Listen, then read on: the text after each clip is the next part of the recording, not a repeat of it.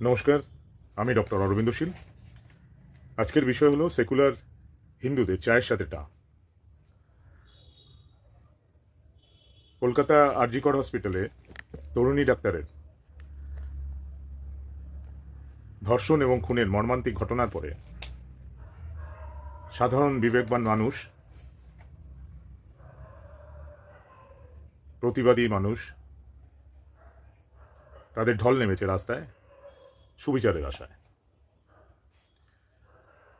এইসব মেরুদণ্ডী প্রাণীদের ভিড়ে, এইসব মানুষের ভিড়ে কিছু অমেরুদণ্ডী গিরগিটি অমানুষ তারাও রং মিলিয়ে পথে নেমেছে। এদের থেকে সাবধান। আমি এরকম কিছু অমানুষ, কিছু অমেরুদণ্ডী ডাক্তারদের কলিগ হিসেবে আমি পেয়েছি, যারা আসলে নেপো বিপ্লবী, নেপো সমাজ সংস্কারক। এদের থেকে সাবধান। এবার বিষয়ে আসি। সেকুলার হিন্দুদের চায়ের সাথে টা। মরিচঝাপি, বানতলা, ধানতলা, কামদুনি, পার্ক স্ট্রিট, হাঁসখালি, সন্দেশখালি, আরও কত শত। আর শেষে আমি। সুশীলদাও তো আমার মতো জেনে গিয়েছিল, তবে পুরুষ বলে পার পেয়েছে। শুধুই খুন। আচ্ছা, মনীষার কথা মনে পড়ে, যার মা দরজায় দরজায় কেঁদে বেড়াতো সুবিচার চেয়ে।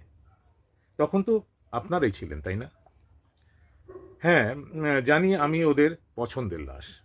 হ্যাঁ, জানি মাছিরা আসবে, ভনভন করবে আমার অশরীরী শরীরটাকেও নিয়ে।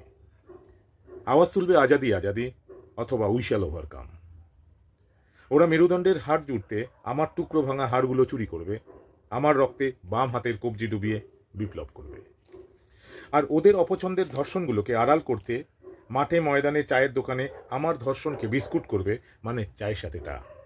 এভাবেই বিপ্লব চলবে আর ধর্ষণ। আচ্ছা, বাংলাদেশের ওই হিন্দু মেয়েটি, হ্যাঁ, ওর সাথে দেখা হলো। ওই জিহাদিরা যাকে বাড়ি থেকে মা বাবার সামনে থেকে পাজা কোলা করে তুলে গণধর্ষণ করে আর খুন করে। আমরা দুজনেই ভালো আছি, মনীষাদি, অনিতাদিও। কারণ এখানে কোনো সেকুলার বিপ্লবী নেই, যারা আমাদের রক্তে কবজি ডুবিয়ে চায়ের সাথে টা করে খায় আর বলে বিপ্লব দীর্ঘজীবী হোক। এখানেই শেষ করলাম। একটু ভেবে দেখবেন, মনে রাখবেন। আবার দেখা হবে। নমস্কার।